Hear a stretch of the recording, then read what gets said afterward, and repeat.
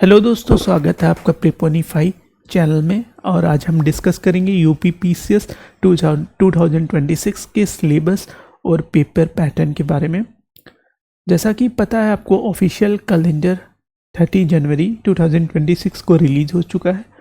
और जिस एग्ज़ाम का आपको बहुत बेसब्री से वेट था, यूपी पीसीएस प्रीलिम्स 6 दिसंबर 2026 का के ऑफिशियल कैलेंडर के अकॉर्डिंग आपको डेट दिया गया है।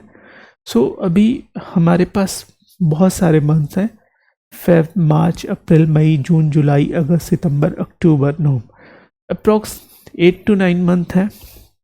और आप यहाँ प्रीलिम्स प्लस मेंस की स्ट्रेटजी फोकस करके आप अपना सिलेबस कंप्लीट कर सकते हैं। जो लोग फ्रेशर हैं, जिनको यूपी पीसीएस 2026 के बारे में कुछ भी नहीं पता है, उनके लिए ये वीडियो बहुत ही इम्पोर्टेंट है कि यूपी पीसीएस 2026 का पेपर पैटर्न क्या है, सिलेबस क्या है और कैसे कैसे क्वेश्चंस पूछता है। हम यहाँ पे देखेंगे यूपी पीसीएस बेसिकली 3 स्टेजेस में डिवाइड है। First is prelims, objective based होता है, 2 पेपर होते हैं इसमें। फिर मेंस में 8 पेपर होते हैं, सारे कन्वेंशनल पेपर होते हैं, डिस्क्रिप्टिव पेन पेपर पे आपको लिखना होगा। Finally interview. प्रीलिम्स का अगर सिलेबस देखेंगे फुल डिटेल यहाँ पे ये दिया हुआ है। यूपी पीसीएस प्रीलिम्स में देखा जाए तो पेपर 1 और पेपर 2 होगा। पेपर 1 में जनरल स्टडीज़, जिसमें 150 क्वेश्चंस होंगे और 200 मार्क्स के होंगे। पेपर 2 में आप देखेंगे तो सीसैट होगा और ये क्वालिफाइंग इन नेचर होता है। इसमें 100 क्वेश्चन होंगे और 200 मार्क ईच होंगे। अगर हम फिर ये मेंस का है, मेंस में टोटल 8 पेपर होंगे। जनरल स्टडीज़, ऐसे ये 150 मार्क्स के होंगे। और फिर general studies first, second, third, fourth, fifth, sixth, ये 200 मार्क्स के ईच होंगे। और जनरल हिंदी और जनरल एसे 150 मार्क्स के होंगे। फिर इंटरव्यू होगा।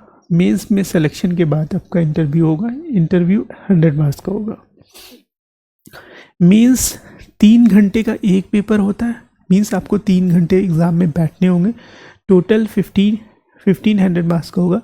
जनरल हिंदी, आप सुबह जनरल हिंदी देंगे, शाम को एस्से देंगे, 3 घंटे। फिर जनरल स्टडीज़ फर्स्ट सेकंड एक दिन में देंगे, 3 घंटे सुबह, 3 घंटे शाम को। फिर जनरल स्टडीज़ 2 और थर्ड और फोर्थ, ये भी सुबह शाम देंगे। और जनरल स्टडीज़ 5th 6th एक दिन में देंगे। बेसिकली आपको एक दिन में 6 घंटे आपको बैठने होंगे मेंस का पेपर देने के लिए। अगर यहाँ प्रीलिम्स का, ये मैंने आपको बता दिया है। प्रीलिम्स में बेसिकली 2 पेपर होंगे। पेपर 1 जनरल स्टडीज़ फर्स्ट का होगा, जिसमें 150 क्वेश्चंस होंगे, 200 मार्क्स के टोटल। और पेपर 2 जनरल स्टडीज़ 2 में सीसैट होगा, 100 क्वेश्चन, 200 मार्क्स के। यहाँ पे आप देख सकते हैं कि पेपर 1 तो बता दिया, जनरल स्टडीज़ फर्स्ट और जनरल सीसैट दूसरा। पेपर जनरली सुबह 9:30 से 11:30 जनरल स्टडीज़ फर्स्ट हो जाता है। फिर 2:30 से 4:30 आपका सीसैट का पेपर होता है। और पेपर 2 क्वालिफाइंग इन नेचर है, 33% मार्क्स आपको लाने होंगे। और पेपर 1 में टोटल 150 क्वेश्चन होंगे, टोटल 200 मार्क्स। और पेपर 2 में 100 क्वेश्चन, 200 मार्क्स। पर यहाँ पे आपको 33% क्वालिफाई करने के लिए चाहिए। और प्रीलिम्स का पेपर ऑब्जेक्टिव है, क्वालिफाइंग है, मींस इसका पेपर मेंस में इसका मार्क्स ऐड नहीं होगा। और यहाँ पे 0.33% निगेटिव मार्किंग भी है। और prelims paper objective in nature है। प्रीलिम्स का अगर सिलेबस देखें तो यहाँ पे current event, means current affair, national international के बारे में आपको पता होना चाहिए। फिर हिस्ट्री है, हिस्ट्री, फिर इंडियन नेशनल मूवमेंट, और इसमें Asian history, medieval, modern history, तीनों पार्ट। फिर इंडिया एंड वर्ल्ड ज्योग्राफी के बारे में आपको नॉलेज होनी चाहिए। पॉलिटी पूरी कवर होनी चाहिए आपको।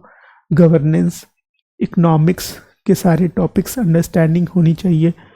फिर इन्वायरमेंटल इकोलॉजी, फिर जनरल साइंस के लिए आप एनसीईआरटी पढ़ सकते हैं।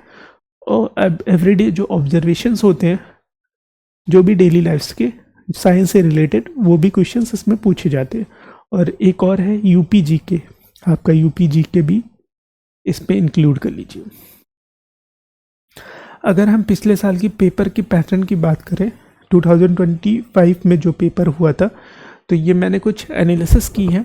जैसे पॉलिटी में 17 क्वेश्चंस पूछे गए थे, मॉडरेट टू डिफ़िकल्ट था। अगर 2024 का देखें तो 22 क्वेश्चंस, मीन्स 17 क्वेश्चन 2025 में और 22 क्वेश्चंस 2024 में। एनवायरनमेंट का देखते हैं तो 13 क्वेश्चन इस बार पूछा गया था और 2024 में 8 क्वेश्चन पूछा गया था। करंट अफेयर का भी वेटेज अच्छा है। अगर करंट अफेयर आप अच्छे से पढ़िए, मंथली मैगजीन ले लीजिए हाईएस्ट विजन का या फिर कोई भी अच्छी करंट अफेयर मैगजीन, 16 क्वेश्चंस थे, मॉडरेट लेवल का था करंट अफेयर। और 2024 में देखा जाए 25 क्वेश्चंस। साइंस से 10 क्वेश्चंस, 12 क्वेश्चन 2024 में। हिस्ट्री ऑफ इंडिया और इंडियन नेशनल मूवमेंट से 14 क्वेश्चन और 24 क्वेश्चन 2024 में। इकोनॉमिक्स से 23 क्वेश्चंस इस बार पूछे गए थे और 2024 में 12 क्वेश्चन।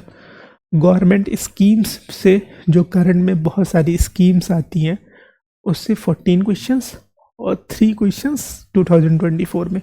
ज्योग्राफी से 16 क्वेश्चन और 2024 में 24 question. Uttar Pradesh static GK अभी बताया था मैंने आपको, 13 क्वेश्चन और यहाँ पे 8 क्वेश्चन। मिसलिनियस कुछ 14 क्वेश्चंस आए थे और यहाँ पे 12 क्वेश्चन आए थे। पेपर का लेवल मॉडरेट टू डिफ़िकल्ट था। 2025 का पेपर ये थोड़ा सा मॉडरेट लेवल का था। सो यहाँ पे मतलब ये मैंने बता दिया है कि प्रीलिम्स में किस हिसाब से सब्जेक्ट वाइज कौन से कितने क्वेश्चंस का वेटेज था 2025 और 24 में।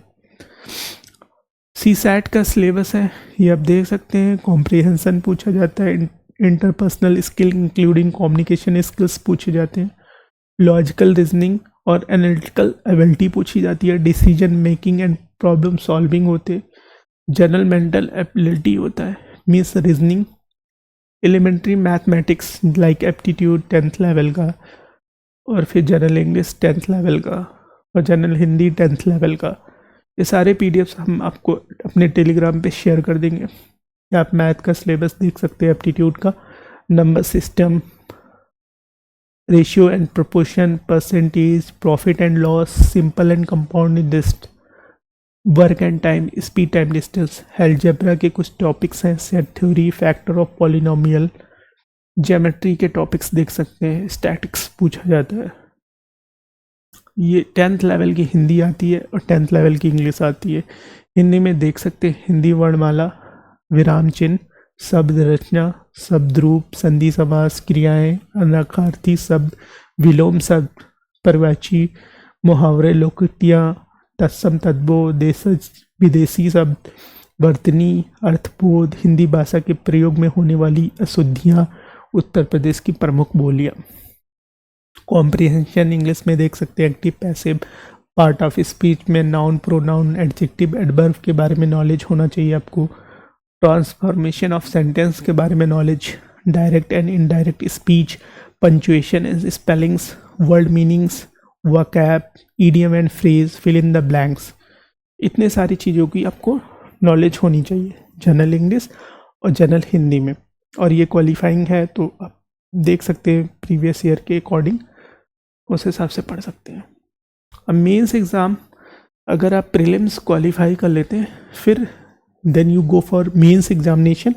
और मेंस एग्जामिनेशन में आप देखेंगे 8 पेपर होंगे total, general Hindi, essay, paper 1, paper 2, paper 3, paper 4, paper 5, paper 6। General Hindi और एस्से 150 मार्क का होगा, बाकी सब 200 मार्क्स के होंगे, टोटल 1500। इसी से आपका सिलेक्शन होगा। प्रीलिम्स के कोई मार्क्स नहीं जोड़ते हैं फाइनल सिलेक्शन में, 1500 प्लस 100 मास इंटरव्यू। सो यहाँ पे आप देख सकते हैं, ये मैंने आपको बता दिया। मॉर्निंग सेशन में मेंस का पेपर 9:30 से 12:30, फिर 2 से 5 3 घंटे 3 आवर। एक दिन में आपको 6 घंटे बैठने होंगे मेंस के पेपर में। ये आपको मैंने ऑलरेडी डिस्कस कर दिया। ऑफलाइन पेपर होगा, पेन पेपर मोड होगा, डिस्क्रिप्टिव पेपर होगा। अब ये देख लीजिए जो जनरल हिंदी का सिलेबस क्या है। तो जनरल हिंदी जो पहला पेपर होगा उसमें गद्य खंड और ये लेटर राइटिंग आपको आएगा।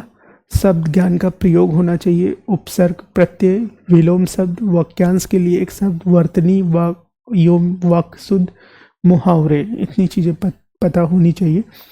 ये मेंस का सिलेबस है जनरल हिंदी का। ये मैंने ऑफिशियल पेपर लिया है 2024 का, 150 मार्क्स का है आपको। तो यहाँ पे देख सकते हैं इसमें सारे क्वेश्चन करने कंपलसरी होते हैं और marks are given against each question. हर एक के मार्क्स दिए जाएंगे और इसमें लिखा हुआ है कि do not right your another name, address, ये सब नहीं लिखना है, रोल नंबर, एप्लीकेशन, कुछ नहीं लिखना है। ये देखिए 2 गद्यांश आएंगे। एक गद्यांश यह है, इसके बेसिस पे का खगा क्वेश्चन करना है। टोटल 20 मार्क्स का है, 5-5 नंबर का एक एक क्वेश्चन है, 5 नंबर और ये 20 नंबर का है। फिर ये दूसरा गद्यांश है, ये 5 नंबर और ये 20 नंबर का। और फिर ये तीसरा क्वेश्चन है। तीसरा क्वेश्चन में लेटर राइटिंग, सारे ये 2 लेटर राइटिंग लिखनी है। चौथा क्वेश्चन आप देखेंगे, चौथे क्वेश्चन में विलोम शब्द आया हुआ है। 5वें क्वेश्चन में आप देखेंगे तो उपसर्ग आया है और यहाँ पे प्रत्यय आया है। फिर 6 क्वेश्चन में देखेंगे तो वाक्यांशों या पदबंध के लिए एक शब्द लिखने हैं। इसमें से 1 2 3 4 5 क्वेश्चन आया है। 2-2 मार्क्स का, 10 मार्क्स का ये है। लेटर राइटिंग 10 मार्क्स का है 2, और विलोम शब्द 10 मार्क्स का है। उपसर्ग और प्रत्यय 5-5 नंबर का है। 7 क्वेश्चन आप देखेंगे तो 7 क्वेश्चन में वाक्य को शुद्ध लिखना है, इन चीज़ों को शुद्ध वाक्य में लिखना है। फिर खा में वर्तनी शुद्ध करनी है इनकी। ये 5 मार्क्स का है, ये भी 5 मार्क्स का है। फिर यहाँ पे देखेंगे इसमें मुहावरे हैं, इन सारी चीज़ों को मुहावरे लिखने हैं। ये 8वां क्वेश्चन है और फिर ये पेपर ख़त्म है। मतलब टोटल कितने आए जनरल हिंदी में? जनरल हिंदी में टोटल 8 क्वेश्चंस आए हैं। 8 क्वेश्चंस में आप देखेंगे 2 गद्यांश हैं। 2 गद्यांश के बेसिस पे 3-3 क्वेश्चंस दिए गए हैं। 3 क्वेश्चन यहाँ, 3 क्वेश्चन यहाँ पे दिए गए हैं। फिर लेटर राइटिंग है, फिर पत्र, मीन्स पत्र लिखना है।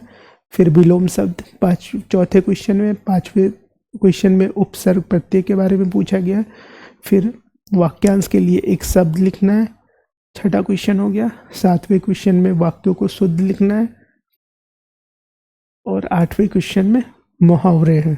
तो इतने क्वेश्चंस जनरल हिंदी में आते हैं आपके। फिर दूसरे पेपर की बात करेंगे तो ये एस्से पेपर है। तो यहाँ पे लिखा है there will be 3 section in question paper of essay. 3 section होंगे, section A, section B, section C. और ये एस्से जो होता है 700 वर्ड का लिखना होता है। और पहला जो सेक्शन होता है उसमें लिटरेचर या कल्चर के बारे में आएगा, या सोशल स्फीयर के बारे में, या पॉलिटिकल स्फीयर।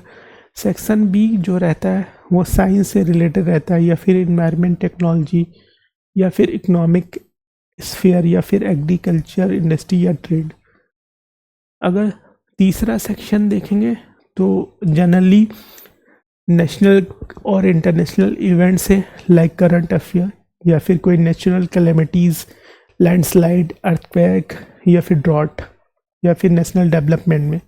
मीन्स से 3 सेक्शन डिवाइड होते हैं 700 वर्ड के। इससे आपको लिखने होते हैं पेपर 2 में। और पेपर 2 मैंने यहाँ पे लगा भी रखा है 2024 का। इसमें आप देख सकते हैं 3 घंटे आपको मिलते हैं 150 नंबर के। ये ऑफिशियल पेपर है। यहाँ पे देखेंगे तो हर एक ऐसे, मतलब यहाँ पे सेक्शन ए है, सेक्शन बी है और सेक्शन सी है। हर सेक्शन में 3-3 क्वेश्चंस होंगे। यहाँ पे 3 क्वेश्चन, यहाँ पे 3 क्वेश्चन, यहाँ पे 3 क्वेश्चन। अब ये हर एक सेक्शन में से किसी एक पे लिखना है, एक कोई सेलेक्ट करना है, इसमें से लिखना है, और वो एक 50 मार्क्स का होगा। तो इसमें से एक लिखोगे तो 50 50 50 टोटल 150 हो गया, सॉरी। और वर्ड लिमिट पे आप ध्यान दीजिएगा, 700 वर्ड लिमिट, 700 वर्ड में लिखना है। और ये आप हिंदी, इंग्लिश या उर्दू किसी लैंग्वेज में लिख सकते हैं। जैसे सेक्शन ए में देखेंगे 2024 का पेपर, तो इसमें ह्यूमन वैल्यूज़ या लिटरेचर के बारे में लिखना था। Imagination of new women in India a myth, the impact of youth participation in the national building. So इन तीनों में से किसी एक के बारे में आपको 700 वर्ड लिखने हैं, और वो कितने नंबर मिलेंगे उसमें? 50 मार्क्स। सेक्शन बी में आप जाएंगे तो एआई के बारे में लिखना था, आर्टिफिशियल इंटेलिजेंस पॉसिबिलिटीज़ या चैलेंजेस लिखने थे, startup the future of India के बारे में, या फिर technology innovation and sustainable development agriculture. इन तीन में से एक के बारे में लिखना था, और उसके लिए आपको 50 मार्क्स मिलते, और कितने वर्ड? 700 वर्ड में लिखने थे।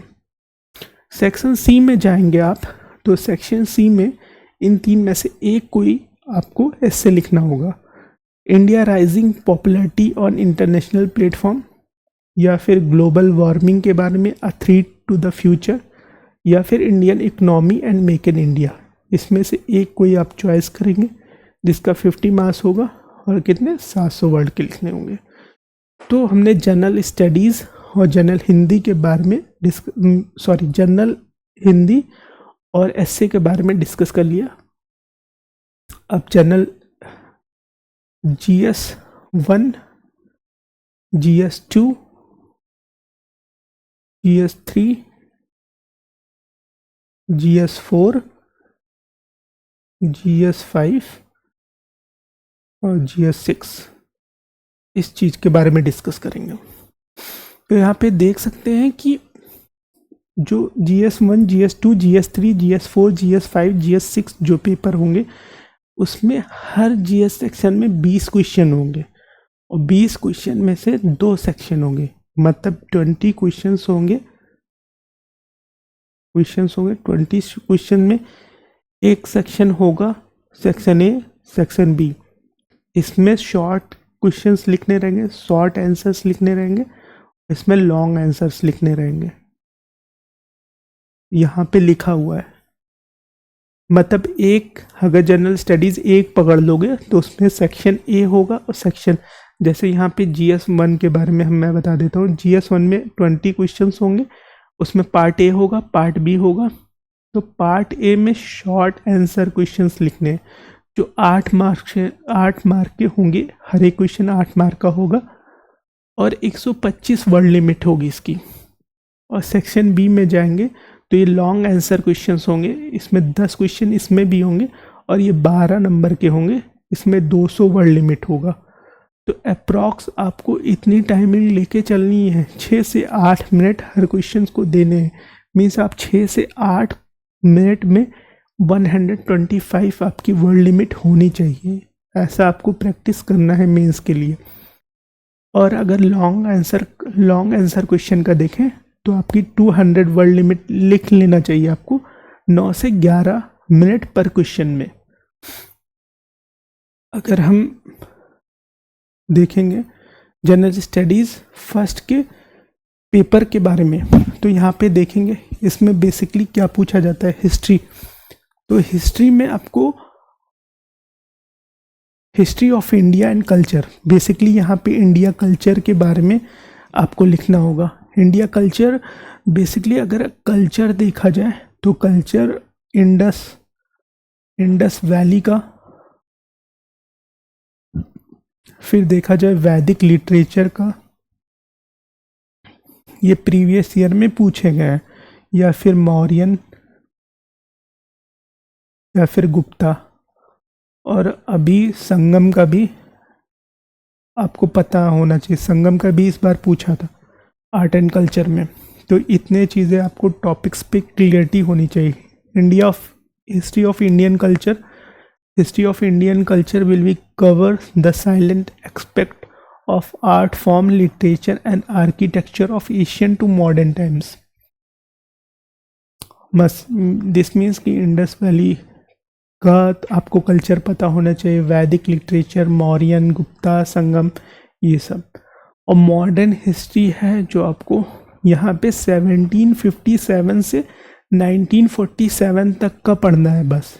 ये नहीं कि आप 1600 से पढ़ने लगोगे लाइक जब ब्रिटिशर्स आए थे ट्रेड करने इंडिया पे, तो वो मेंस में पढ़ने की ज़रूरत नहीं है। बहुत लोग वो भी पढ़ के चले जाते हैं क्योंकि वो ऑफिशियल सिलेबस ध्यान से नहीं देखते हैं, इसीलिए ऑफिशियल सिलेबस का पता होना हमारे लिए नेसेसरी है।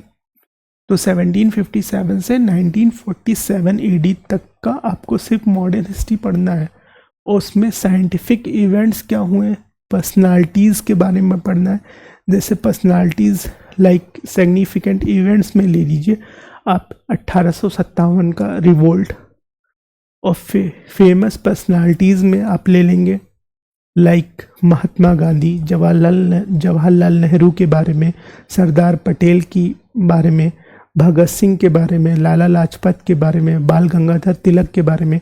तो ये फेमस पर्सनालिटीज़ हो गए, इनके बारे में आपको इनकी क्या क्या इन्होंने किया है, तो ये सारी चीज़ें आपको पता होनी चाहिए इनके बारे में। फिर आपका फ्रीडम स्ट्रगल आ गया, इट्स वेरियस स्टेजेस, मतलब क्या क्या स्टेजेस रहे हैं फ्रीडम स्ट्रगल को पाने के लिए, वो सारी चीज़ें आपको पता होनी चाहिए। Important contribution from the different parts of country. फिर पोस्ट इंडिपेंडेंस में post independence consolidation and recognisation within the the कंट्री, 1665 तक आपको पढ़ना है। फिर वर्ल्ड हिस्ट्री के बारे में पढ़ना है, और यह world history of the world कब तक पढ़ना है, will include 18th century to mid of 20th century तक पढ़ना है, such as French revolution 1789, industrial revolution बहुत ही इंपॉर्टेंट टॉपिक है, हर साल क्वेश्चन बनता है। वर्ल्ड वॉर, अब वर्ल्ड वॉर में इंडिया का क्या रोल रहा है ये आपको पता होना चाहिए, उस प्रोस्पेक्टिव से आपको पढ़ना चाहिए। Redraw of national boundaries, socialism, nazism, fascism, etc. Their forms and effect of the society, मतलब इसके क्या फॉर्म्स हैं और इससे क्या इफेक्ट हुआ सोसाइटी में, ये सारी चीज़ों की नॉलेज होनी चाहिए। फिर salient features of Indian society and culture, ये बहुत ही छोटा टॉपिक है और ये 11th-12th की NCERT से आप कवर कर सकते हैं, इंडियन सोसाइटी और क्या कल्चर रहा है। फिर यहाँ रोल ऑफ वुमेन, ये इम्पॉर्टेंट है, role of women in the society and women organisation, population पे अक्सर क्वेश्चन आता है। एसोसिएटेड इशूज़, पावर्टी, गरीबी और development issues, urbanisation and their problems and their remedies, उनके प्रॉब्लम्स पता होने चाहिए, उनकी रेमेडीज़ क्या है, ये सारी चीज़ें पता होनी चाहिए। इससे भी क्वेश्चन आता है meaning of liberalisation, privatisation, globalisation, और इसके क्या इफेक्ट हैं इकोनॉमी में, पॉलिटी में और सोशल स्ट्रक्चर में। सोशल एम्पावरमेंट, कॉमनिज्म, रीजनलिज्म, सेकुलरिज्म, बहुत ही इंपॉर्टेंट टॉपिक है। फिर डिस्ट्रीब्यूशन ऑफ मेजर, ये सारा आपका हिस्ट्री हो गया, इंडियन हिस्ट्री हो गया, वर्ल्ड हिस्ट्री हो गया। फिर distribution of major natural resources, ये आपका ज्योग्राफी हो गया।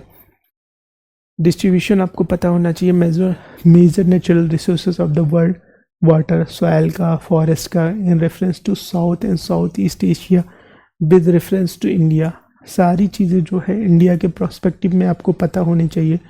Factor affecting responsible for the location of industries के बारे में कहाँ कहाँ पे लगी हुई है। फिर salient features of physical geography like earthquake, tsunami, volcano activity, cyclone, ocean currents, winds and glaciers. फिर आपको oceanic resource of India and their potential उसका पता होना चाहिए। ह्यूमन माइग्रेट हुए जो refugees problem of the world with the focus of India, ये हो गया। फिर frontiers and boundaries with reference to India subcontinent, ये भी इंपॉर्टेंट टॉपिक है। पॉपुलेशन से हर साल क्वेश्चन आता है, population, settlements, types of pattern, urbanization, smart cities के बारे में, स्मार्ट विलेज के बारे में। तो ये सारी चीज़ें GS1 की है। फिर यहाँ पे गवर्नमेंट पॉलिसीज़ और उनके interventions for the development in the various sector and the issue arising out of design implementation and information communication technology ICT। फिर डेवलपमेंट प्रोग्रेस क्या है, फिर वेलफेयर जो स्कीम्स है, फिर issue relating to the development and management of social sector services relating to health education and human resource, फिर issues relating to the poverty and the hunger, फिर क्या होना चाहिए important except of governance, right. तो ये सारे topics आपके cover होने चाहिए यहाँ पे। Current affair events, bilateral regional and global grouping agreements, India and its relationship with the neighboring countries, role of civil servant in the democracy in the context of emerging trends। ये सारे topics जितने भी इसमें topics दिए गए हैं GS first में, उस सारे टॉपिक्स के आप कम से कम एक पेज आपको लिखना है। तो एक पेज में आप नोट्स बनाइए कि आप उतना कंटेंट एग्ज़ाम में जाके लिख सकें। अब ये देखिए GS1 में यही सारे क्वेश्चंस आए थे।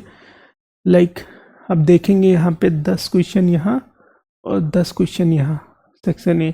ये सेक्शन बी 12 मार्क्स के आप देखेंगे और सेक्शन ए 8 मार्क्स के हैं। देखिए सेक्शन ए में introduce the literary source of for the study of ancient India history, give an account of the challenges faced by India immediately after independence. Challenges क्या क्या चैलेंजेस फेस किए independence के बाद India ने। फिर Napoleon के बारे में पूछा है। Napoleon was the son of revolution, explain करना था। Discuss the impact of globalization on Indian society, ये सोसाइटी से एक क्वेश्चन हो गया। ये दो हिस्ट्री से, ये पर्सनैलिटीज से क्वेश्चन हो गया। फिर ये explain the contribution of women organization in the development of Indian rural society. Women के बारे में वहाँ पे था सिलेबस में, वुमेन के बारे में पूछ लिया। वुमेन ऑर्गेनाइजेशन के बारे में describe the main characteristic of Indian culture, main characteristics बताने इंडिया कल्चर की। ये ज्योग्राफी से क्वेश्चन हो गया। What is the use of ocean for human, humans का ओशियन का क्या यूज़ है ह्यूमन के लिए। Explain the interrelationship between the climate, soil and vegetation, इन तीनों के बीच में इनका इंटर रिलेशनशिप बताना है। स्मार्ट सिटी क्या होती है, उसकी कैरेक्टरिस्टिक्स बतानी है। और right a note on seismic zone of India, seismic zone of India के बारे में बताना है। तो ये बेसिकली 10 क्वेश्चन होंगे और हर क्वेश्चन 8 नंबर का है। GS फर्स्ट का डिस्कस कर रहे हैं और ये ऑफिशियल पेपर है 2024 का। फिर देखिए फ्रेंच रेवोल्यूशन आपके टॉपिक में था। French revolution was a great result of enlightenment period. Comment करना। अब इसको लॉन्ग आंसर है, लॉन्ग आंसर है। इसको 200 वर्ड में लिखना है और इसको कितने में लिखना था, इसको 125 वर्ड तक लिखना था। So what are the main features of Sangam period literature, Sangam period culture के बारे में लिखना है। India society is known for its uniqueness and the culture diversity discuss. India society अपनी यूनिकनेस के लिए जाना जाता है और अपनी कल्चरल डाइवर्सिटी के लिए जाना जाता है, उसको आपको डिस्कस करना है। Discuss the cause and consequence of the poverty, गरीबी के कॉज और उसके कॉन्सिक्वेंस बताने हैं।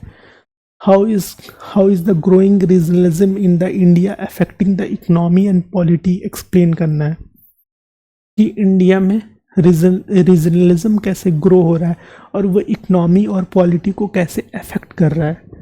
फिर population explosion is a serious challenge to the India's holistic development, examine the statement.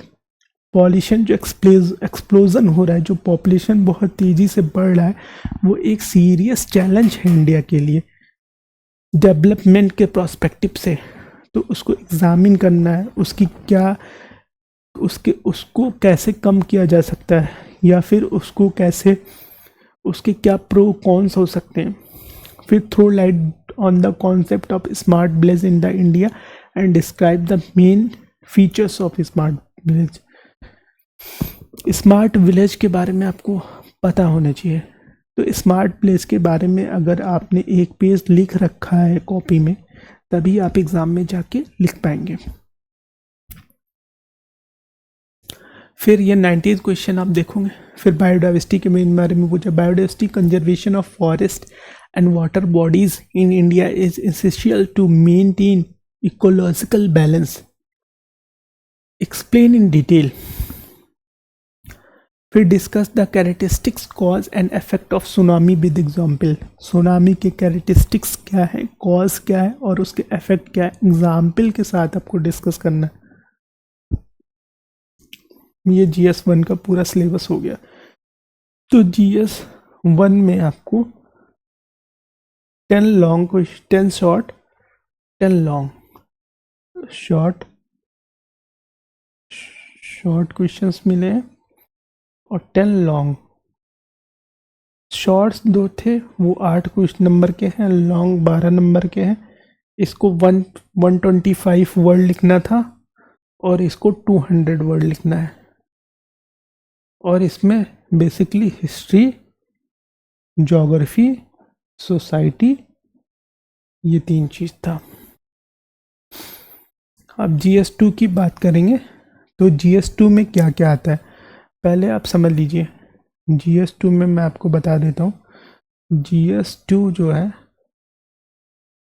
GS2 इसमें भी सेक्शन ए होंगे, इसमें भी सेक्शन बी होंगे, इसमें भी 10 क्वेश्चन होंगे, इसमें भी 10 क्वेश्चन होंगे, इसमें भी 10 क्वेश्चन 8 मार्क्स के होंगे, ये 10 क्वेश्चन 12 मार्क्स के होंगे। ये शॉर्ट आंसर कहेंगे, लॉन्ग आंसर कहेंगे। इसको 125 वर्ड लिखना है, इसको 200 वर्ड लिखना है। GS2 में बेसिकली पॉलिटी आ जाता है, फिर गवर्नेंस आ जाता है। गवर्नेंस के बाद सोशल जस्टिस आ जाता है और इंटरनेशनल रिलेशनशिप। ये गवर्नेंस और सोशल जस्टिस बहुत ही, हर बार इससे बहुत ज़्यादा क्वेश्चन पूछा जा रहा है। अब सिलेबस देख सकते हैं। इंडियन कॉन्स्टिट्यूशन, उसके हिस्टोरिकल बैकग्राउंड्स जिसमें चार्टर एक्ट्स वगैरह आता है। फिर evolution, features, amendments, significant provision, basic structure क्या है, सुप्रीम कोर्ट का रोल क्या है in the evolution of basic provision of constitution, function and responsibilities for union and state, क्या फंक्शन क्या रिस्पॉन्सिबिलिटी है यूनियन और स्टेट के बीच में, उसके issues and challenges pertaining to the federal structure, devolution of power and finances up to the local level and the challenges, role of finance commission, finance commission का क्या role है centre और state. Finance commission जैसे article किस में आता है, 208 में आता है, तो यहाँ से आप स्टार्ट कर सकते हैं। फिर separation of power, dispute redressal mechanism and institutions, emergence and use of alternative dispute for redressal mechanism, comparison of Indian constitutional scheme with that of major democratic countries like आप USA से compare कर सकते हैं, China से compare कर सकते हैं। फिर parliament and state legislature, structure क्या है, फंक्शनिंग क्या है, कंडक्ट ऑफ बिजनेस क्या है, पावर, प्रिविलेजेस और कंसर्न इश्यूज क्या है। फिर structure, organization and functioning of executive and judiciary, ministries and department of government, pressure groups and formal and informal associations and their role in the polity और PIL में। Salient features आपको पता होना चाहिए। Representative of peoples act, appointment of various constitutional post, powers, functions and their responsibilities, statutory, regulatory and various quasi-judicial bodies like NITI Aayog और इसकी functioning क्या है, फीचर्स क्या है। फिर government policies and intervention of development in the various sector and issuing arising out of design, implementation and information communications technology ICT के बारे में आपको पता होनी चाहिए। ये GS2 का सिलेबस है।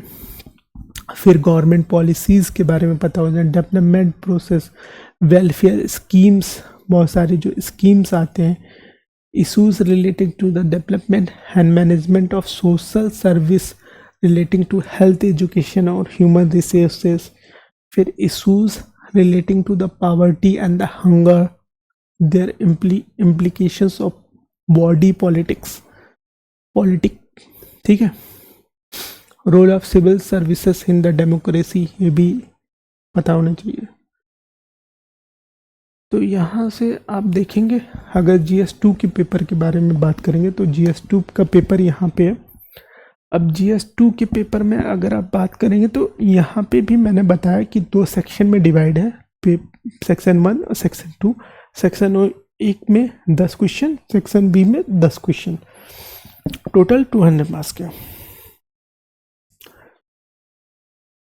शॉर्ट नोट्स लिखना है आपको. कंपोजिशन ऑफ कॉन्स्टिट्यूशनल असेंबली, ये 2024 का ऑफिशियल पेपर है. GS2 के बारे में डिस्कशन कर रहे हैं. फिर right a role of NITI Aayog in the development of India. NITI Aayog का क्या रोल है इंडिया के डेवलपमेंट में, ये लिखना है आपको. थर्ड क्वेश्चन क्या है, what are the special legislative powers of council of state. Rajya Sabha, जो राज्यसभा है, काउंसिल ऑफ स्टेट्स हैं, उसका क्या स्पेशल लेजिस्लेटिव पावर है. फिर इसके बाद how does India constitution ensures the independence of judiciary. कैसे हमारा संविधान जो है, इंडियन कॉन्स्टिट्यूशन कैसे इंश्योर करता है कि हमारे यहाँ जो जुडिशरी है वो इंडिपेंडेंट है, मतलब वो किसी पे डिपेंड नहीं है, वो अपना एक्शन या फिर अपना जो भी है एक्शन लेने में इंडिपेंडेंट है. Discuss the importance of basic structure of doctrine. Basic structure of doctrine के बारे में डिस्कस करना है. फिर review the contribution of public distribution system in poverty alleviation. क्या कंट्रीब्यूशन है public distribution system in poverty alleviation में. फिर what is the role of self help group in rural development. Self help group का क्या role है rural development में. Examine the role of civil society in the Indian administrative development. फिर 8th में है India Maldives relationship are link to the mutual interest explain. फिर 9th question है describe the organizational structure and funding of the world health organization. WHO के बारे में आपको बताना है. फिर ये 10 discuss the India's regional policy towards south east Asia. India regional policy क्या है towards south east Asia. 11th question analyse the statement. State legislature are often means अक्सर seen as a voice of the state within the India's federal structure. इसके बारे में आपको बताना है. What are the implications of the revised appointment process of election commission for ensuring its independence. Election commission के बारे में आपका क्वेश्चन आ गया. How does Indian constitution compare with the other modern constitutions in the terms of flexibility and rigidity. अब Indian constitution को आप USA से compare कर सकते हैं, ब्रिटेन से कंपेयर कर सकते हैं, रशिया से कंपेयर कर सकते हैं. What role can the Finance Commission play in addressing regional disparities in India? What are the measures has been taken so far? Finance commission का क्या रोल है. फिर what challenges in the government facing in implementing of welfare schemes for the most vulnerable sections. Government क्या face कर रही है welfare scheme के related. फिर 16th है labour class of the country has been significantly affected by the new economic policy explain. फिर what is the India's progress on the hunger and poverty after 2024. India का क्या progress रहा है hunger और poverty को लेकर 2014 के बाद. 18 क्वेश्चन में देखेंगे examine the major issues of dispute between the India and Bangladesh, give suggestion for improving bilateral relationship. मतलब यहाँ पे IR इंटरनेशनल रिलेशनशिप से क्वेश्चन है कि एग्जामिन करना है आपको मेजर डिस्प्यूट्स क्या है इंडिया और बांग्लादेश से जो बायलैटरल रिलेशनशिप्स हैं. फिर 19 क्वेश्चन में आप देखेंगे what are the consequence of the ongoing Israel-Palestine conflict, how should India address the emerging challenges? इस इमर्जिंग चैलेंजेस को इंडिया कैसे एड्रेस करेगा? फिर 20th है, united nation organization has failed in its objective of maintaining international peace and security. इसको describe करना example के साथ आपको। जनरल स्टडीज़ 3rd में आ गए। यहाँ पे आपको क्या मिलेगा? इकोनॉमिक्स और डिज़ास्टर मैनेजमेंट, साइंस टेक और इन्वायरमेंट। अगर हम GS 3 में जाएंगे, तो यहाँ पे भी सेक्शन ए होगा, सेक्शन बी होगा, short questions, long question, 10 questions यहाँ, 10 क्वेश्चंस यहाँ, 8 मार्क के और यहाँ पे 12 मार्क के। यहाँ पे भी आपको 200 वर्ड्स लिखने होंगे, 125, और यहाँ पे 200 वर्ड लिखने होंगे।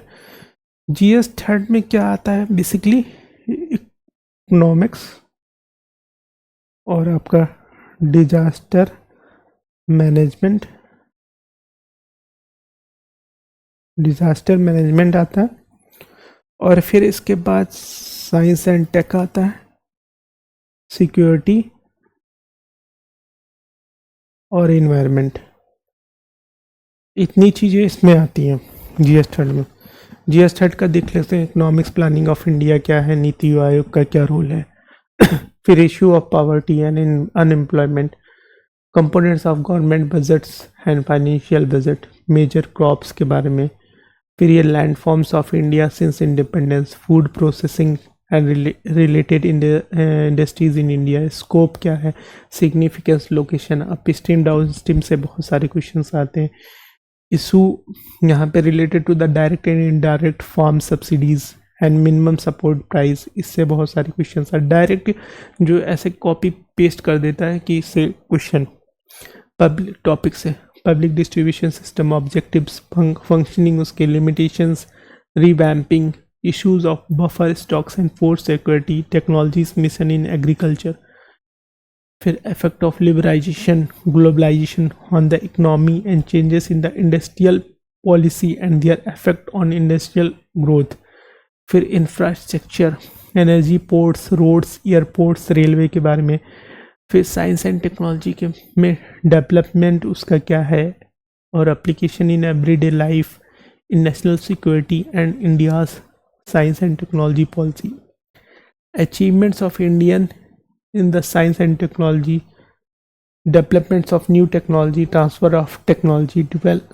and the critical use of technology, फिर awareness in the field of information and communication technology, ICT, space technology, computer, energy resources, nanotechnology, microbiology, biotechnology, issue related to the intellectual property rights, digital rights, फिर environmental security and ecosystem के बारे में, conservation of wild life, biodiversity, environmental population degradation, environmental impact assessment, ये अच्छा topic है। फिर यहाँ पे डिजास्टर मैनेजमेंट भी है, disaster as a non traditional security and safe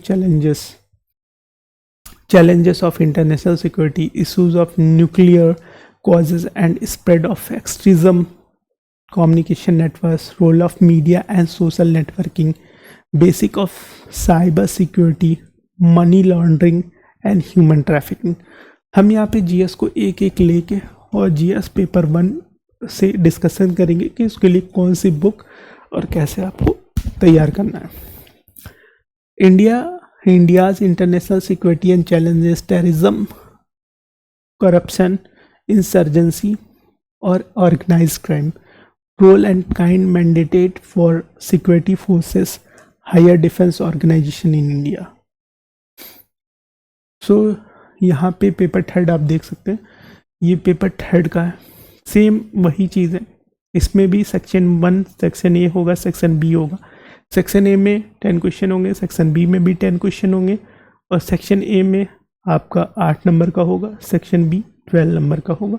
section A में शॉर्ट आंसर्स लिखने रहेंगे जो कि 125 ईच ये लिखा हुआ है, और 200 ईच, और सारे के सारे क्वेश्चन करने आपको कंपलसरी है। तो ये देख सकते हैं हम। Highlight the key components of up stream and down stream. Direct जो सिलेबस में लिखा था उसने डायरेक्ट कॉपी पेस्ट कर दिया। Highlight the key components of upstream and downstream activities in the food processing supply chain management with a suitable example. Example के साथ आपको लिखना है।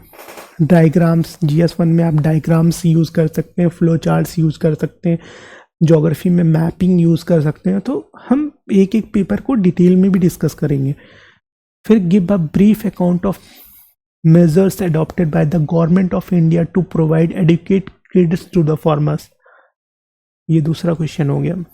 फिर what was Bhoodan movement a part of land reform in India, discuss its major effect, उसके major effect को discuss करना है।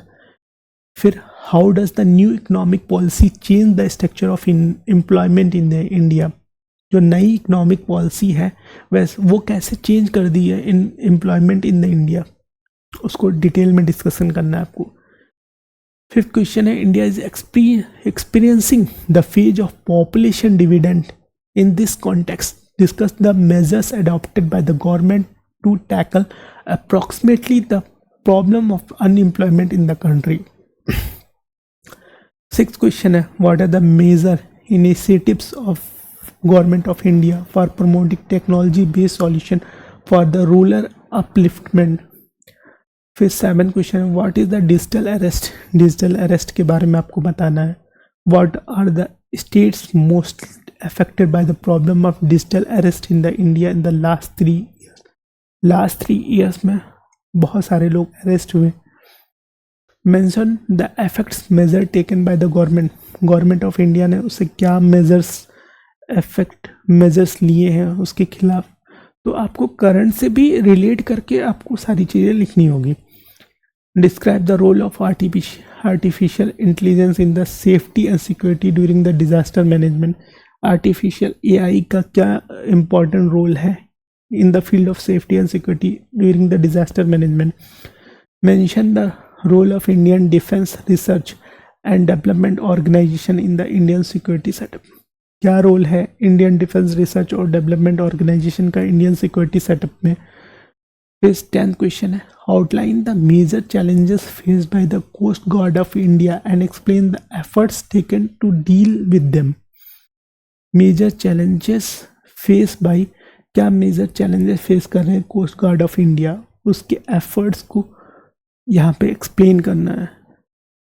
सेक्शन बी देखेंगे, यहाँ पे 11 से लेके 20 तक का क्वेश्चन होगा। इसको डिटेल मतलब 200 वर्ड्स में लिखने, और ये हर क्वेश्चन 12 मार्क्स के हैं। सो 11th क्वेश्चन आप देखेंगे, does inclusive growth ensure social justice. क्या इंक्लूसिव जो ग्रोथ है वो सोशल जस्टिस को इंश्योर करता है, उसके बारे में डिस्कशन करना है आपको। What steps has been taken by the government of India for bringing inclusive growth with the social justice? Elucidate your answer. Explain your answer. 12th question है, budget are half used if they are serve only as a planning device. Critically examine this statement. इस statement को आपको detail में explain करना है with example. फिर 13 देखेंगे, assess the role of state and central government in developing irrigations infrastructure of India. How does प्रधानमंत्री कृषि सिंचाई योजना PMKSY helped in improving irrigation access across the country? assess role क्या है स्टेट और सेंट्रल गवर्नमेंट का इरिगेशन के development में, इंफ्रास्ट्रक्चर में इंडिया, और प्रधानमंत्री कृषि सिंचाई योजना कैसे हेल्प कर रही है इरिगेशन में। Critically evaluate the strategy of poverty alleviation programs in India in recent years. Poverty कैसे एलिवेट हो रही है, एलिवेशन के क्या क्या प्रोग्राम्स हैं रिसेंट ईयर्स में, उसके बारे में डिस्कस करना है। ये बहुत क्वेश्चन बहुत बार पूछा है। What do you understand by buffer stock? Is it essential for the food security in the India? Explain clearly. Explain करना है। कंपेयर 16 क्वेश्चन है, compare Indian knowledge tradition based aeronautics with the modern aeronautics, mention the policies of department of science and technology for the research in this field. ये science tech से question हो गया। फिर 17, what are the ecological sensitive areas in the India, mention the policies of the government of India for their protection. 18 question है, what are the social networking sites and how does their uncontrolled use increase in the possibility of cyber attacks. Social networking sites के बारे में पूछा है और कैसे वो uncontrolled है, उससे साइबर अटैक्स बढ़ रहे हैं। फिर narco terrorism has emerge in a serious threat across the, narco terrorism है बहुत तेजी से इमर्ज कर रहा है और ये बहुत ही सीरियस, बहुत ही मतलब खतरे वाली थ्रेट है कंट्री के लिए। Suggest the suitable measures to the country. फिर 23, discuss the function of national security council of India. तो यहाँ पे मतलब पेपर थर्ड में हमने डिस्कस कर दिया, जिसमें कि क्या था, इकोनॉमिक्स था, डिजास्टर मैनेजमेंट था, साइंस एंड टेक्नोलॉजी था और सिक्योरिटी था और इन्वायरमेंट था। जीएस फोर्थ में आपको इथिक्स के बारे में, यहाँ पे इथिक्स के बारे में आपको पढ़ना हो, ethics and the human interface essence, इसके बारे में। फिर ह्यूमन वैल्यूज, फिर attitude, content, structure of function, फिर aptitude, foundational values of civil services क्या है, emotional intelligence, contribution of moral thinkers and philosopher from the India and world. Moral thinkers और philosopher के बारे में पढ़ना होगा। Public civil services values and ethics in the public administration, उसके status क्या है, प्रॉब्लम्स क्या है। फिर concerns and dilemmas in the government and private institutions, laws, rules, regulation and conscience at the source of ethical guidance. Accountability क्या है, ethical governance, strengthening of moral values in the governance, ethical issues in the international relationship and funding, corporate governance के बारे में। फिर probability in the governance, case studies आपको पढ़ने होंगे। इसका भी सिलेबस सेम, इसमें भी सेक्शन ए होगा, सेक्शन बी होगा, 8 12 नंबर के, 125 वर्ड, 200 वर्ड टोटल। इसमें भी 10 क्वेश्चन है, इसमें भी 10 क्वेश्चन। ये आप इंस्ट्रक्शन पढ़ सकते हैं, पेपर देख सकते हैं। Examine the role of following in context of civil services, moral code of conduct बताना है और वर्क कल्चर आपको बनाना है। दूसरा क्वेश्चन देखेंगे, how for the views of Swami Vivekananda are successful in developing the core ideas and the values of morality in the human behaviour, discuss. फिर discuss the various skills by which public servant may enhance public commitment to the rule of law। चौथा question आप देखेंगे, explain the difference between the code of ethics and code of conduct, elevate their behavioral impact and application of appropriate examples। Fifth में देखेंगे, how for the act of right to information is effective in deciding the transparency in the governance। फिर what is the role of emotional intelligence in stabilising harmony to the disaster. Seventh देखेंगे, why the evolution of unanticipated consequence is the important in public policy planning. Answer the appropriate argument देने हैं आपको। Eighth question आप पढ़ेंगे, what is the role of empathy shaping the attitude of civil servant. Civil servant का क्या empathy होना चाहिए, how it can enhance their interaction with the public, उस कैसे वो इन्हेंस कर सकता है पब्लिक से इंटरेक्शन करने में। 9 क्वेश्चन देखेंगे, explain your suggestion to promote the tolerance and compassion among the civil servant to serve better to weaker section। 10th में देखेंगे, public servants often work with the public for diverse background with different viewpoints, how do you ensure that their needs will meet out while maintaining professionalism. ये सब ethics के question है. 11 से देखेंगे discuss the moral values, moral basis to deal with the challenges of corruption prevailing in the present society. फिर 12th देखेंगे what should be the nature of civil services values for the public administrator, how can he create a balance between these values in the personal and public life, explain करना है आपको. 13 question what is the moral basis of work performance in the system of governance, discuss in the light of result contingent and result non contingent karma. 14 question आप देख लीजिए in the progress of policy making by the public administrators, whether the priority should be given to the moral transparency or the effectiveness of consequence results, इसको explain करना है. फिर ये case study है. इसमें सपोज करना है you are a city commissioner, there is a reputed college in your city which has the maximum number of girls students. The condition of the toilets washroom in this college is very poor and pathetic, due to which girls students have to face many mental, physical and hygienic related problems every day. The college administration is not paying any attention to these basic facilities of the girl students. As a city commissioner, what steps you will take to improve the basic facilities of the girls student and against the indifference of the college administration.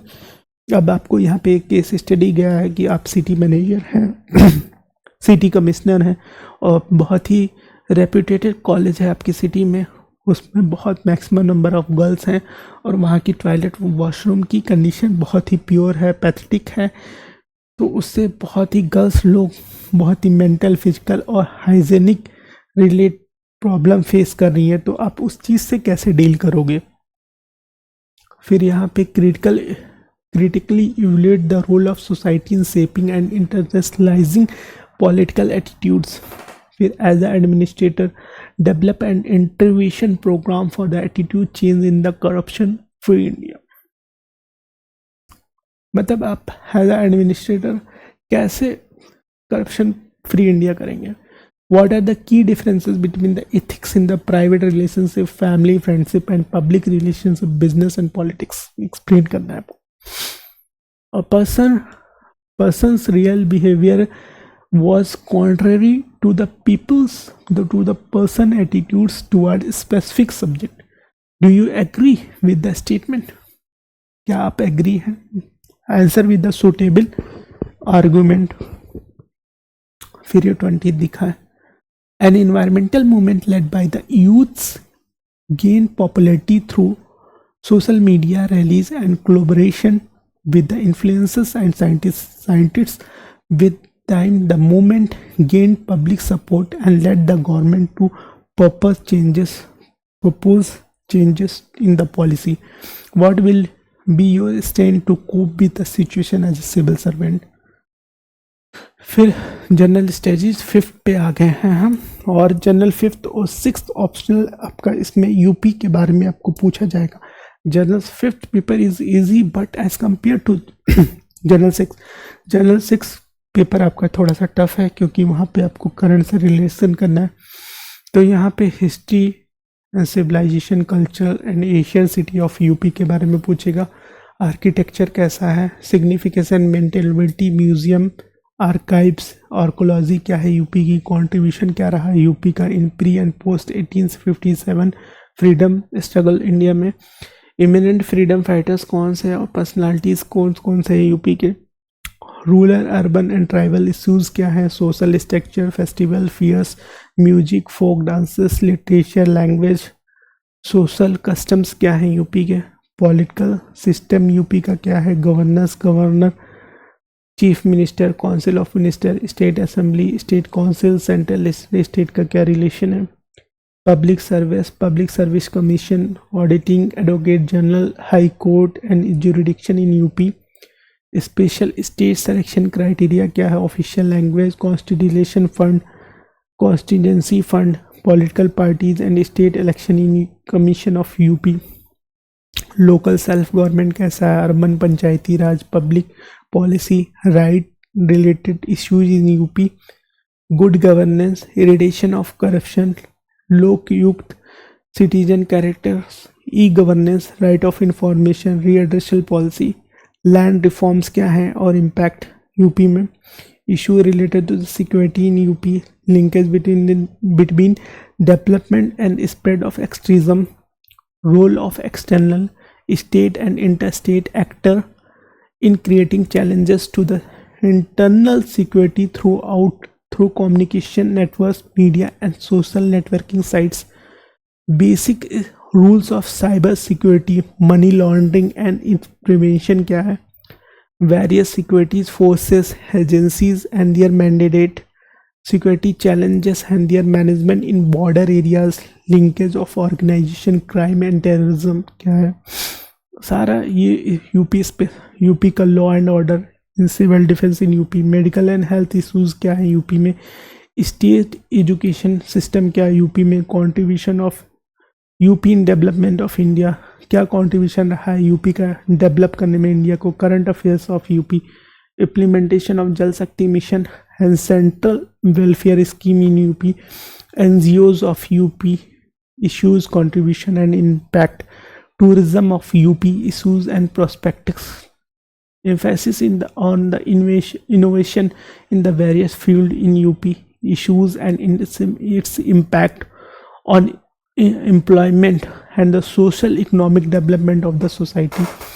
So ये specific UP के बारे में ये paper official paper 2024 का, और same इसमें section A section B, section A में 10 question, section B में 10 क्वेश्चन, शॉर्ट आंसर्स में आपको शॉर्ट आंसर्स में कितना 125 इज, लॉन्ग में 200 ईच, टोटल 20 क्वेश्चन.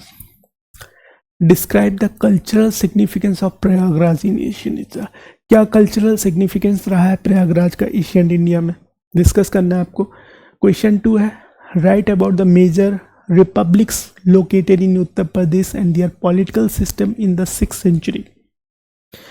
क्या मेजर रिपब्लिक लोकेटेड है उत्तर प्रदेश में और उसकी पॉलिटिकल सिस्टम 6th century में कैसा था. What was the policy of British government toward the taluqdars of Awadh after revolt 1857. फिर critically examine the effort of state government toward the strengthening the health infrastructure in Uttar Pradesh. क्या efforts दिए गए हैं state government के toward strengthening the health infrastructure को. फिर distinguish करना है बिटवीन कंसोलिडेटेड फंड और constituency fund of the state of Uttar Pradesh. Uttar Pradesh का पैसा कहाँ से आता है, कहाँ से जाता. Discuss the composition of jurisdiction of state high court of Uttar Pradesh. What are the key challenges in ensuring an efficient law and order situation in Uttar Pradesh. फिर analyse the problems relating to non government organisation in Uttar Pradesh, NGOs के बारे में बताना. फिर discuss the role of inland waterways authority to boost the water transport and tourism in Uttar Pradesh. Discuss the role of smart city for better condition of the people of Uttar Pradesh. फिर section B में भी आपका 10 question है. फिर यहाँ पे आपको discuss कर देखेंगे 11 question. What are the salient features of architecture of Uttar Pradesh. Salient feature क्या है आर्किटेक्चर ऑफ उत्तर प्रदेश के लिए. डिस्क्राइब इसके की एलिमेंट्स और स्टाइल को डिस्कस करना है. फिर discuss the cause for the rise of towns in Asian Uttar Pradesh. फिर critically analyse the role of Uttar Pradesh in the Indian freedom movement. Indian freedom movement में उत्तर प्रदेश का क्या इंपॉर्टेंट रोल था. Elucidate in detail the characteristics of major festival and their socio-economic role in the rural areas of Uttar Pradesh. 15 question. If you are second chamber descendant from the first, it is mischievous. If it is agrees, it is superfluous. In the light of this famous statement, discuss the utility of Uttar Pradesh Legislative Council. इस famous contest के बारे में आपको discussion करना है. फिर 16th है पंचायती राज system है long success stories in Uttar प्रदेश. इसको एक्सप्लेन करना है विद एग्जाम्पल पंचायती राज को. फिर 17 में आप देखेंगे तो discuss the role of Uttar Pradesh public service commission and explain the challenges before it for independent and impartial selection of public servants. फिर 18 देखेंगे organised crime and terrorism are grave challenges to the national security. What arrangement has been made in Uttar Pradesh to counter this, explain. 19 question देखिए examine the challenges of food security in Uttar Pradesh. Food security को लेके क्या challenges हैं उत्तर प्रदेश में. फिर right a note on failure and future of public schooling education in Uttar Pradesh. Note लिखना है failure और फ्यूचर पब्लिक स्कूलिंग एजुकेशन जो उत्तर प्रदेश में है. अभी लास्ट है आपका जनरल स्टडीज 6 और इसमें भी आपको टोटल 20 क्वेश्चन मिलेंगे. इसको आपको करंट से रिलेट करके लिखना है. Overview the economy of UP, main features of economy and the state budget, infrastructure and importance of physical resource, trade, commerce and industries in UP. UP government schemes, projects, planned development of welfare people, human resource and skill development, investment in UP issues and impact, public finance and fiscal policies, tax and economic reforms, one district one product policy of UP government, planning and management of renewable and non-renewable energy resource of UP, demography, population and census of UP, commercialization of agriculture and the production of agriculture crops in UP, UP new forest policy, agro and social forestry in UP, agricultural diversity के बारे में, problems of agriculture and their solution in UP, development indices of UP of various field, geography of UP, geographical location, relief structure, climate, irrigation, minerals, drainage system and vegetation, national park and wildlife sanctuary in UP, transport network in UP, power resource infrastructure and industrial development in UP, pollution and environmental issues in UP, pollution control board and its function. फिर natural resource of UP like soil, water, air, forest, grassland, wetlands के बारे में. फिर climate change, weather forecasting issues in UP, habitat and ecosystem structure and function, adjustment, flora and fauna with the reference to UP, science and technology, its issues, advancement and efforts in UP, aquaculture, viticulture, sericulture, floriculture, horticulture, aerobiculture in UP and its impact on the development of UP, involvement of public-private partnership PPP for the development in UP. These are the syllabus of GS 6th और ये GS 6th का paper है आपको सामने. Same 20 questions, 125 section A 10 question, section B 10 long question, 200 marks.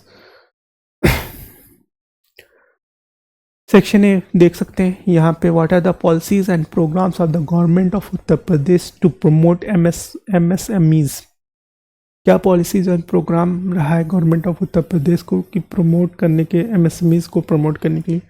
Critically analyse the extent to which infrastructure development in the Uttar Pradesh has contributed to economic diversification and the regional equity. Third question देखिए आप, identify the Ramsar sites of Uttar Pradesh. Ramsar site बतानी है आपको UP की and describe its feature, और उसके features को बताना है. Describe the geographical distribution and the characteristics of main types of natural vegetation found in the Uttar Pradesh. फिर what are the benefits of commercialisation of agriculture in Uttar Pradesh, क्या benefit है commercialisation के agriculture के फील्ड में उत्तर प्रदेश में। फिर 6, what are the challenges to promote viticulture in Uttar Pradesh and how it can support economic development of Uttar Pradesh. फिर 7 question देखोगे आप, mention the technological advancement adopted by the Uttar Pradesh government to improve weather forecasting. Technology advancement क्या adopt की है उत्तर प्रदेश ने weather forecasting को improve करने के लिए। What are the policies of the government of Uttar Pradesh to promote innovations in the science and technology. Examine the participation of Uttar Pradesh government in digital India. Digital India national mission में क्या participation रहा है UP का। What are the major scientific challenges for Uttar Pradesh in becoming $1 trillion economy. So ये 6th जो GS 6th है, इसको आपको बहुत सारा करंट से रिलेट करके लिखना है। फिर 11th क्वेश्चन, इसमें 12 मार्क्स के हैं, 10 question. Critically evaluate the achievements of global investors summit organised by the Uttar Pradesh government.